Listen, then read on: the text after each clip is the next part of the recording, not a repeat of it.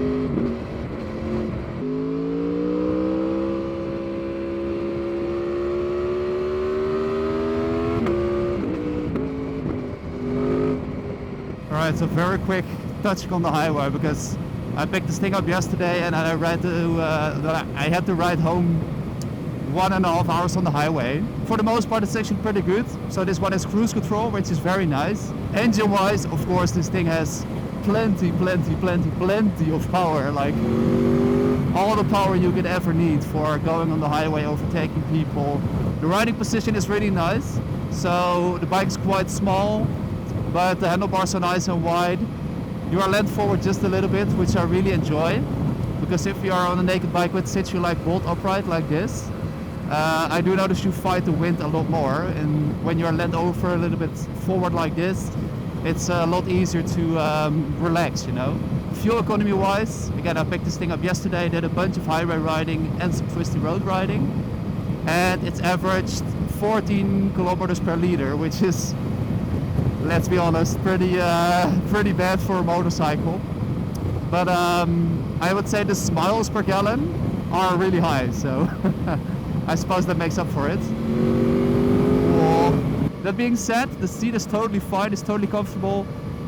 It's also quite high, higher than you might expect, which is good for me because that also means you get more leg room, which I definitely enjoy. Okay, that's probably why my miles per gallon is so low, but and that sound. Oh, it's so good. So yeah, honestly, apart from the range, fuel, practical stuff, so yeah, the range is pretty bad, fuel economy pretty bad. It's actually surprisingly pleasant. You can just pop on cruise control and overtake people whenever you want, enjoy the beautiful engine noise, especially when you come across a tunnel or anything. So yeah, actually quite nice on the highway. Now let's turn off the highway over here and find that coffee in town I was talking about.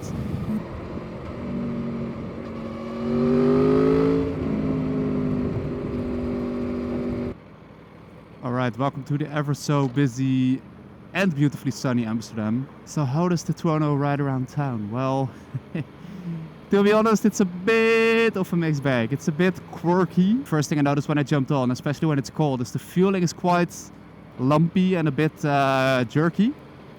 Once it warms up, ooh, look at this thing. It's very cool. Once it warms up, it does get a little bit better. But yeah, you can definitely just tell that this bike is not made for riding around town. It's not made for traffic like this. That being said, the nice big fat handlebar is nice for riding around town, you know, it gives you good leverage. So yeah, it's actually quite easy to toss around. The bike's also quite light. And it is physically very small. It's a very narrow bike, which is very pleasant to me.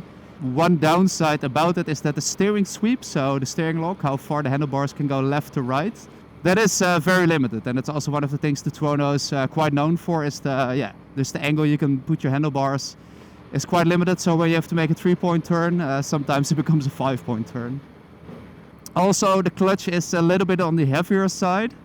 So it's not a huge deal because you have the quick shifter, but when you're riding around town, you're definitely going to feel it a little bit more. It might sound a little bit negative or critical, but there's a huge upside to this bike. And that's the fact that it just feels so special from the second you turn it on, or even the second you look at it, you know, you can just tell it is just something very special. But yeah, I think this does have a lot more sensification than something like the BMW R1300R I rode last week, or something like an MT-09 or a Z900, you know. Those are all fantastic bikes, but you see a lot of them around and they're not very exotic. This bike definitely is. Suspension is actually quite good because this is the factory model. It has the electronically adjustable suspension. Even on these very bumpy Amsterdam roads, it's actually quite decent. It's not too bad.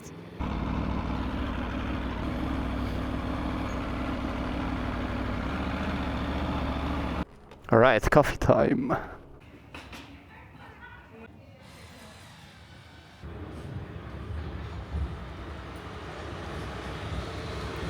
Alright, so I very quickly wanted to show you something cool. You might be thinking, what's so cool? We're looking at the Tuono under a cover. But this is a very special cover. So it has some clever features, clever engineering, which I really like. So first of all, this entire shell on the outside is all waterproof.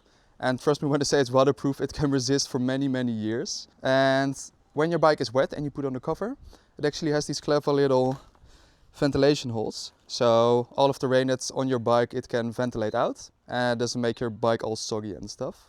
Up the front over here, we have a little hole. So here you can put your lock through. And as you know, I live near Amsterdam and basically everything gets stolen. So basically this makes sure that when the thieves come around, they don't just take your cover away. Another clever feature is when we go back to the exhaust and the engine part over here, and I flip it up, you can see it's actually insulated. So that means when you get home late at night and you want to cover your bike, you can do it straight away. You don't have to wait for it to cool down and it won't damage this material at all. Over here, it's got some tie-down hooks. So there's another one on the other side and you can cinch these together. And it basically makes sure that when it's very windy or stormy outside, it doesn't fly away. So the brand of these covers is DS Covers. And I'm very happy to say that they've actually sponsored this video. The reason I'm so happy is I've actually been using these covers for all of my motorcycling career for almost 10 years now. So I have some pictures of my own first bike, a KTM RC125. When I was 18 years old, I bought one of these and it lasted me many, many years. Which is why I can say, you know, the waterproofness holds up and it's just really, really excellent quality. And that's also why I'm so happy to be sponsored by these guys. So they offer fast worldwide shipping. They offer a vast range of sizes. So you can get something for your naked bike or for your touring bike with or without a top case. And yeah, I'll leave a link down in the description in case you want to check it out because I highly, highly recommend them. All right, coffee consumed. Now let's get the heck out of town and find some nice twisty roads to have fun on this thing, do what this thing is designed for. In case you've never been to Amsterdam, the roads in the inner city are a maze. It's all one-way streets. Sometimes it can take you half an hour just to get out of like one part of the city because it's all one-way streets and a bit confusing.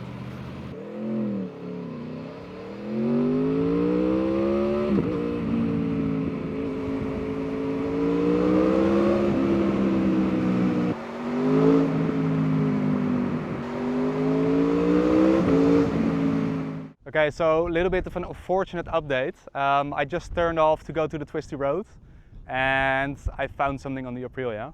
And yeah, there's a little bit of an oil leak. So there was oil on here, on the exhaust over here. And sadly it was also, maybe you can still see it a little bit. On the tire here you can see it as well. And on the rim of course. So a little bit unfortunate of course. I mean, I don't want to over sensationalize and like be like, oh my god, how could this happen? You know, it is a bike and these things can happen. But yeah, it's just a bit unfortunate. I do want to be honest with you, of course. I think that's one of the most important things I can do is be honest with you about the bikes that I'm getting. And of course, I don't always say every Aprilia gets an issue like this. But yeah, I do just want to be honest in the fact that mine did, and yeah, I'm just gonna go take it easy on the twisty road. It seems like it's only on the right side, so I might be a little bit more gentle in the right corners than in the left corners, and yeah, just try to make the most of the day. So yeah, let's hop on again and have some fun on the twisty road. All right, the twisty road. This should be where the Tuono is right at home. And to be honest, I can tell you this is most definitely the best handling bike I've ever ridden. So the main thing is that when you tip this thing into a corner, I know it's so cliche, but it just feels like it's on rails. You just tip it in, pick your lean angle, and it will just stay there. It's like I said, most definitely actually the best handling bike I've ever ridden. One point of criticism I would say is the quick shifter is not the smoothest. I think when you are going up high in the revs, it does smooth out quite a bit. But when you're doing like mid-range, like this, I don't know if you can see it on camera, but the bike does do like a little bit of a jerk. Yeah, it's not bad per se, but there are definitely better systems out there. Like BMW's quick shifters are a lot smoother than this. Oh yeah, that sound is just intoxicating, addicting, however you want to call it. Oh, it is way too fast for the public roads. Like, oh, the exhaust valve opens at 6,000 RPM, and yeah, there's no way you're gonna get a lot of time above that to enjoy that engine note, because yeah, you're just gonna go way too flippin' fast.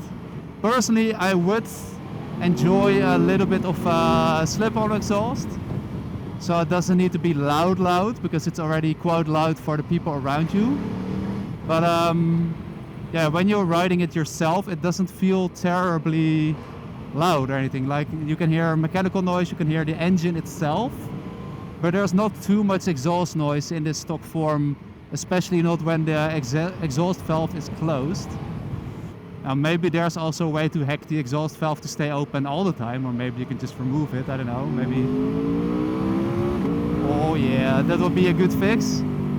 But yeah, you can, even though it is a bit quiet when you're riding it, you can feel the specialness of the engine. Like, you can feel the potential that is in this engine and exhaust note. It is fantastic, it is very special.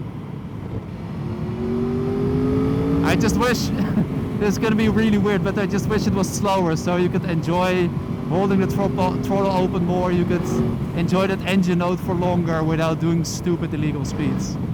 You know, I guess that's what the Tuono 660 is for, but that is always gonna be a parallel twin and not a glorious V4 like this is. Oh, I can only imagine taking this thing on a European road trip to like the Alps or something. I mean, you are going to be doing a lot of refueling, but yeah, it's also going to be a lot of fun. Whoop. Yeah. Look at this beautiful little town, by the way. All these old Dutch houses in the middle of the countryside.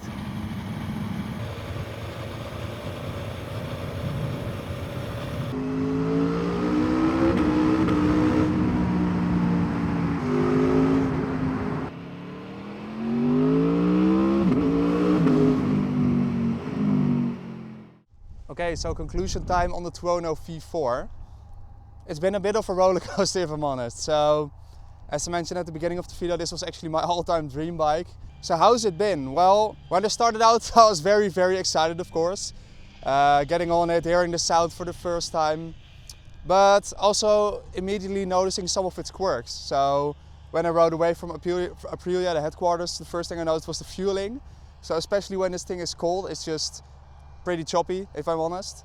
And when it warms up, it does get better, but it never really smooths out in the way I would want it to. Secondly was the sound, where you can definitely feel that this engine feels very special. To me, it is just a little bit too quiet, and I don't think that's a fault of Aprilia. I mean, the Euro regulations are really strict these days, so the noise and emissions standards are just insane. And all of these things can be fixed, of course. That's the nice thing. You can put on an exhaust, you can go to the tuner, go on a dyno and sort out the fueling. And I think if I were to do that, this would be a very amazing bike. I think I would absolutely love it. One of the things I also really appreciate about this bike is just how special it makes you feel. So of course, riding it for the last week, I went to a couple of friends and you go out to public. And I've gotten so many compliments about this bike, where even people who don't know about bikes realize and acknowledge this is a very cool machine. So of course you don't ride bikes to get compliments from other people. But I think if you're spending 20,000 euros on a motorcycle, and especially an Italian one with some quirks like an oil leak or not ideal fueling, you do want that emotion and that character to stand on the other side of that. And I think this bike really does make you feel special in a way that not a lot of bikes can. So yeah, I really appreciate it for that. That being said, I'm gonna hand it back to Aprilia now. I want to thank you very much for watching. I hope you have a nice day. I hope you're kind to yourself, and I'll see you in the next one. Ciao, ciao.